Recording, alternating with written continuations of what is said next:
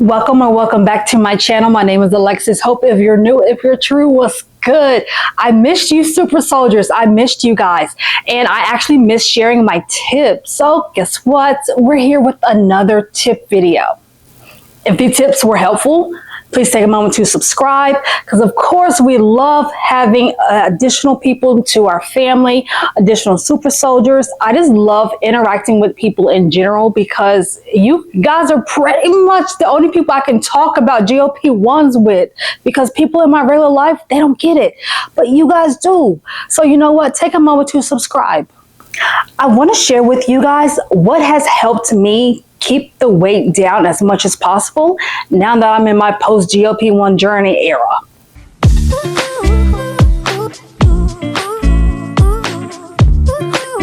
I weaned off of Zepbound last year. I think it was maybe around October, November, something like that. And then I got a chance to try a subscription company. So I was on it in February for 1 month. Ever since then, I've been off, completely off. I stopped cold turkey. I think I have like one more dose in my refrigerator. But you know what? I made it up in my mind a long time ago that I didn't want to be stuck on this medication for the rest of my life because I knew it probably wasn't feasible. Not only is it expensive, but without insurance, man, it's hard to get anybody to cover it.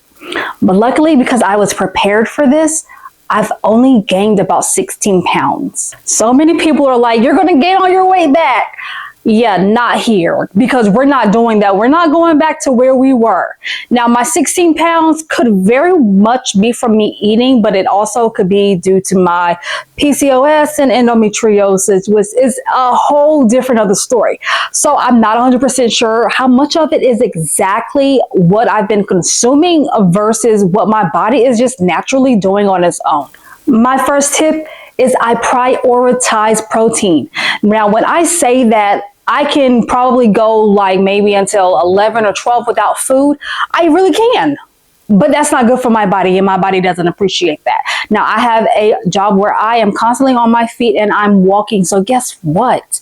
I need to make sure I have enough energy to do what I need to do. So that means I need enough fuel in my body. And that is where my protein comes in. So I'll start off my morning with maybe a rice cake, sometimes two, depending on how much time I have. I'll use almond butter and then I'll put either granola or some bananas on top of it. And that kind of kicks off my morning because I'm going to always have my iced coffee. That is just a non-negotiable. But you also have like Javi coffee. I'll link them below. That's, something that you can make into iced coffee if you are a coffee drinker like me and it's protein. I'm a coffee connoisseur. I kind of bounce around. I can also put just actual regular protein in my coffee and be fine. But just know I'm going to also get my coffee in. So that way I have, just a little bit of energy. And plus I like the way I make my coffee. But, just having protein in my coffee, starting off with some type of breakfast, although I'm not hungry, is important. And I know that I need to get something in me. And on that note, I get a lot of people who ask if I track what I eat. The only thing I constantly will track is protein. I want to know exactly how much protein I'm getting because I need to be able to, sustain my whole morning, walk around, do my job. So I know I need at least 40 to 50 grams of protein. Another thing that helps is if I'm going to have carbs, and I love carbs, so who doesn't love carbs?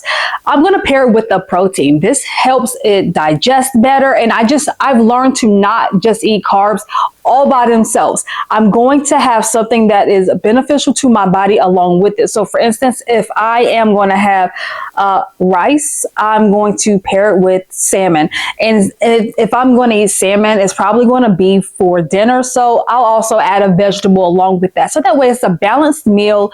It helps my blood sugar. Everything just stays leveled in my body. So if I'm going to have carbs, we're going to pair that with protein. My third tip is people underestimate the power of walking. I was once told that there is no difference between if you walk 5,000 steps and if you walk 10,000. I beg to differ. There was one day that I actually walked over 12,000. I think that's the most that I have walked in recent memory. I actually posted that on my community wall because I was flabbergasted. I walked over 12,000 steps, and that's because that morning I got up and I worked out, and then at work I also walked. Now, with that being said, I felt so much better. I mean, words cannot describe just how great I felt. Not only was I exhausted, so I slept really good that night, but I also just felt better as far as like my mood and, just how my body felt. And keep in mind, I also keep up with my protein. So I have the energy to walk 12,000 steps if I need to. Now, I don't live in a walkable town, a walkable city. Sadly, everywhere we go, we have to drive. But I try to make it a point to get at least 6,000 steps. But I always strive to go above that. But 6,000 is the absolute bare minimum that I get a day. When walking, I try to walk at least every hour or so. My watch tells me, like if I've been sitting down for too long, it tells me, hey, you need to get up and move. Because I'm the type of person, I will sit. And I mean, I will sit. I can sit for hours and just not get up. And I've learned that that's probably what got me to the size I was at one point, 200 pounds. It's because I was sitting and not doing anything and I wasn't being active. So I actually have to make it a constant effort to get up and be active. And when you're walking, you also have to remember that just, walking around the house, that's probably not going to burn as much if you are getting out of the house, or if you are making it a point to walk on the treadmill, or if you are walking outside, walking the dog, something like that. It has to be something that is constant, that you are, just changing up your routine, your movement, moving your body a different way. Because if, for instance, like you work at a hospital, you're a nurse, you may be getting the steps, but it's something that your body has gotten used to. So you're not burning as much. My dietitian gave me that little tip. She was like, yeah, you constantly walk on the treadmill, but your body is getting used to that. Go outside and walk, just maneuver, change up, if you have to walk over a hill or if you have to make a turn, something like that, just, a straight shot walking or, walking the same routine, the same route, your body gets used to that and you burn less. Tip number 4. I dropped the ball when I was actively on Zepbound. I dropped the ball with weight training. And I didn't have a lot of sagging skin. I didn't have a lot of fat like a lot of other people do. So I was like, okay, I'm fine. I don't have to. But I learned now that I really need to focus on weight training because that is what's going to just tighten everything and tighten my skin. And it's going to help firm up not only like my legs, my arms, but my face and my back. I want a back that I can turn around in a strapless dress and people take a photo and put it on their vision board. I learned that weight training is an essential part. It's a must. And it not only helps you just, tone up everything, but come on now, who doesn't want to look like they have been in the gym for like their entire adult life? But it's okay if you don't have a gym. You can start slow. I have a set of dumbbells. I got them from Amazon. I also have a kettlebell. I do things at home. These are things that, there's just no excuses. I try to make it as easy as possible for me because I know me, I am lazy. I have the kettlebell and the dumbbell. They're sitting in my living room. There's no excuse for me. And there's just absolutely no reason why I cannot get up and at least, swing the kettlebell a few times, do a couple of sets. Now, I do enjoy the dumbbell that has the weights that you can add and take off.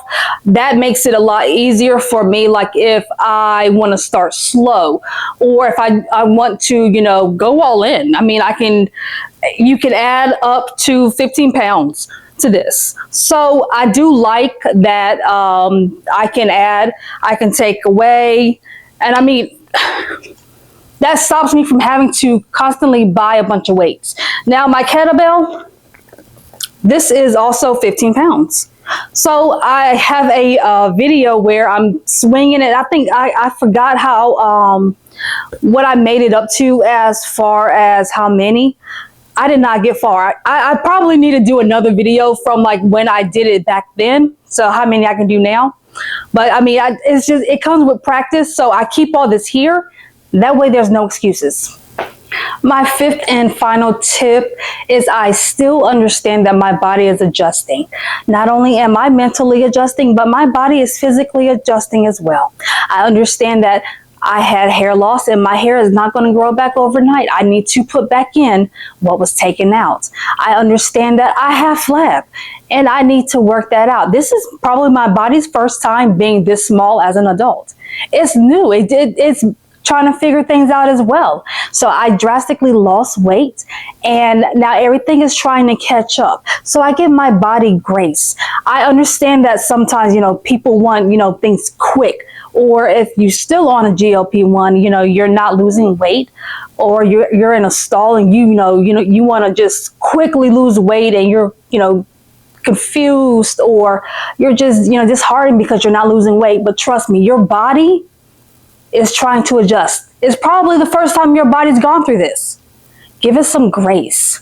That's the one thing that I learned. I had to give my body grace.